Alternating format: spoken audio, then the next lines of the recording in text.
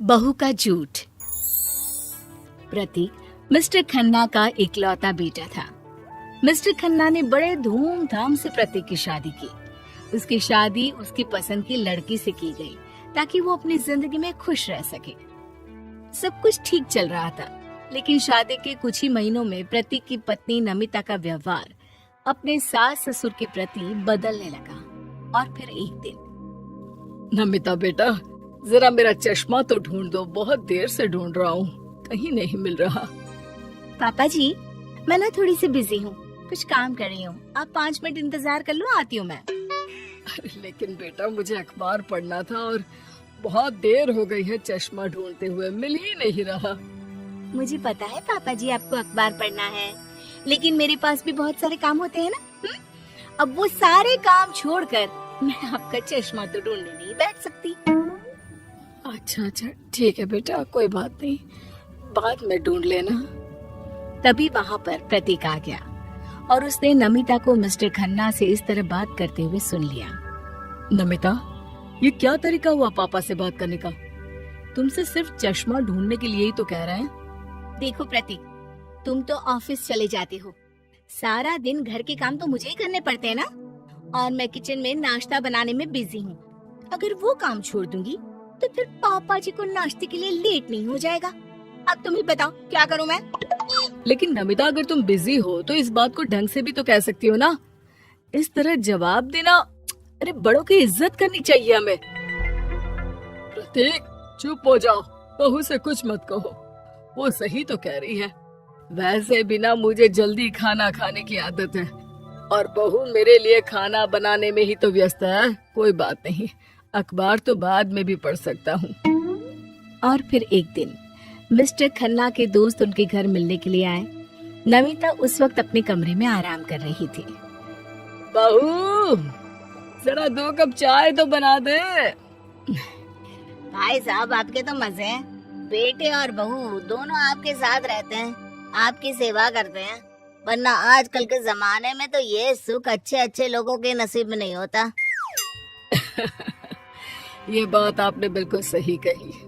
बच्चे साथ में रहते हैं, बड़ा आराम है, बहुत ध्यान रखते हैं मेरा, कभी किसी चीज की कमी नहीं होने देते।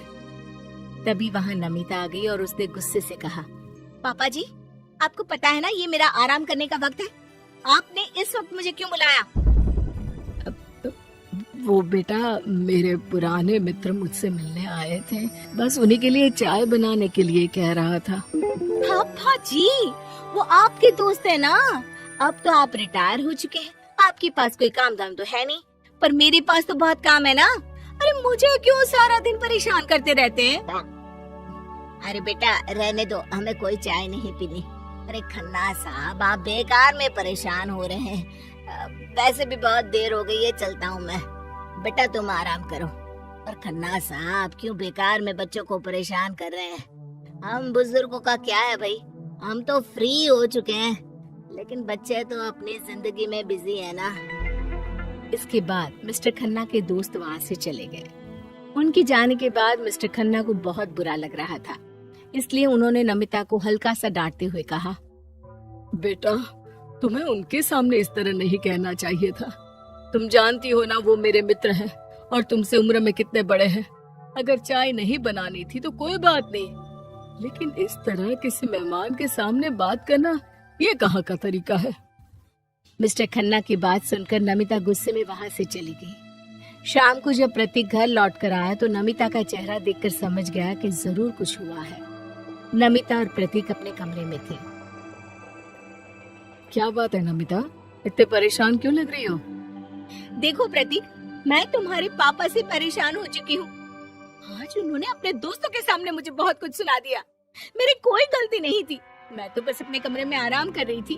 उन्होंने मुझे चाय बनाने के लिए आवाज दी और जब मैंने नहीं सुना तो बेवजह मुझे सबके सामने अपमानित किया।